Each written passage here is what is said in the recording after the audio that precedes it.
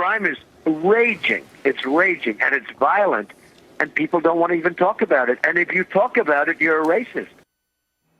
Donald Trump is doubling down as the rest of the Republican field, or at least most of the field, rejects his comments about illegal Mexicans being rapists.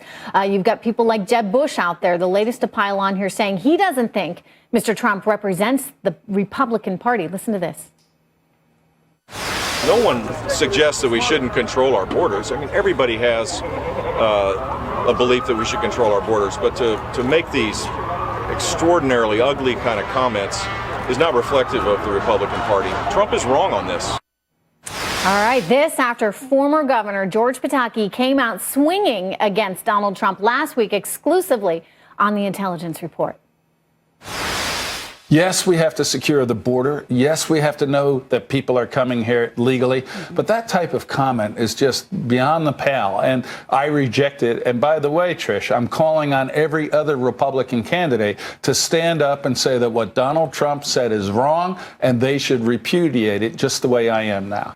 All right, Governor Pataki went on to write a letter to all of the candidates telling them that they should repudiate Trump's comments. He started that movement right here. So the question now is, will Trump's comments come back to haunt him? Guy Benson is the senior editor at townhall.com. And Guy, what do you think? I mean, what should the GOP be doing right now strategically to deal with the Donald?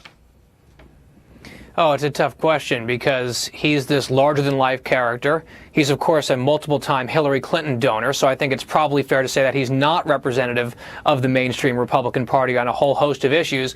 But it's an interesting question when it comes to the immigration dilemma that we're facing in America, because the way Donald Trump cast his remarks and the way he went about making those comments, I think were really ugly and unfortunate, where he was painting with a very, very broad brush in a way that I think is just totally inaccurate.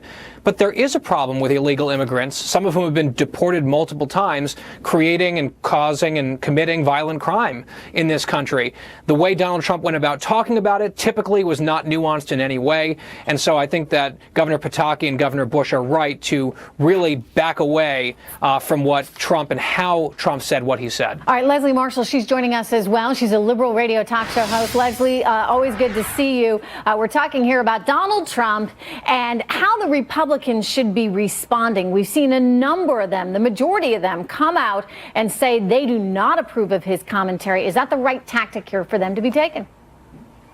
I think it is the right tactic because, one, even though I'm a Democrat, I do believe and agree with Jeb Bush, and hell is not frozen over, that the Republican Party is not about this. Secondly, it's politically unwise to attack the fastest growing population, especially the fastest growing voter population who had so much influence in the last couple of elections. And then thirdly, it's just not true. Over 50% of rapists in this country are white males, most of which overwhelmingly are American born. In addition to that, he said immigrants and Latino immigrants. That's a very racially charged generalization with that broad sweep of that paintbrush, and that is very unwise. I do agree also with Jeb Bush that he wanted the attention, and that's what he's got. You know, nonetheless, Guy, I think one of the things that Trump is trying to get at, the heart of the issue here, happens to be our borders and the lack of security on our borders. And as a country, don't we need to be doing more for that? Isn't that part of the Republican platform? And do some of these candidates run a sort of a dangerous line if they're out there saying, no, you know, we totally disagree with him, but yet then try and talk tough on borders?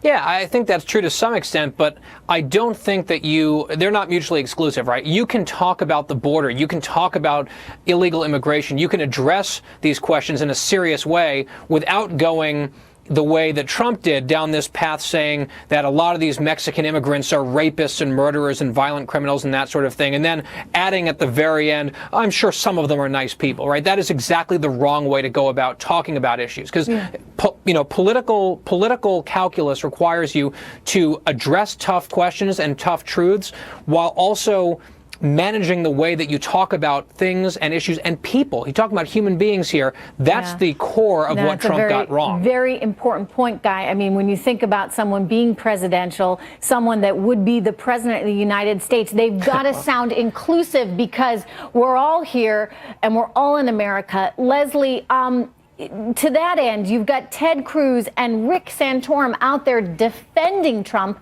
standing by Trump. Is that going to cost them? Let's listen to Ted Cruz here. I salute Donald Trump for focusing on the need to address illegal immigration. The Washington cartel doesn't want to address that. He has a colorful way of speaking. It's not the way I speak, but I'm not going to engage in the media's game of throwing rocks and attacking other Republicans. I'm just not going to do it. Is Ted Cruz dangerous for the party, Leslie?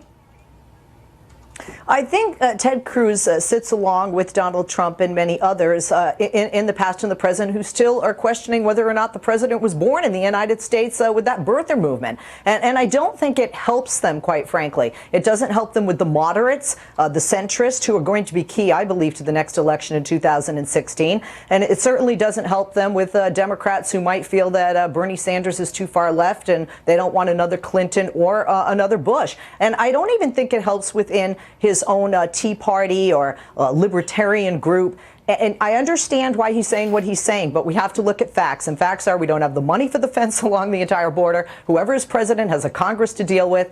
And you have to deal with the facts. You can't just say things for sensationalistic purposes. And I think that's what Donald Trump did. And I think Ted Cruz is foolish to align himself with that. And Rick Santorum as well. Shame on him. Yeah, I would think he'd be a more inclusive kind of guy with his morality. Do you think maybe they're spending a little too much time looking at those polls a little enviously? I mean, Guy Benson, incredible how Trump has performed thus far. You look at him second nationally in our Fox News poll, second there in New Hampshire. Is that stuff going to last? At some point when people get to the voting booth, do they start to have a change of heart?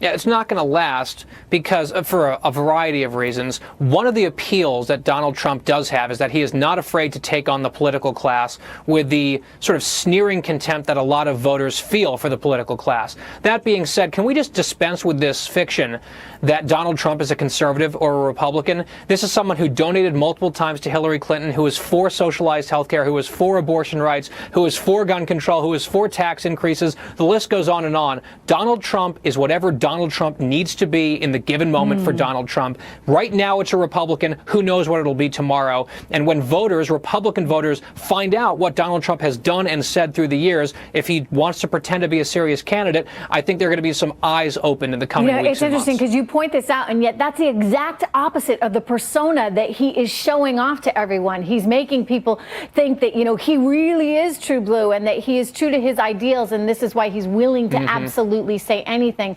Anyway, interesting fluctuation on some of those issues. Guy and Leslie, good to have you guys here. Thank you for all your analysis.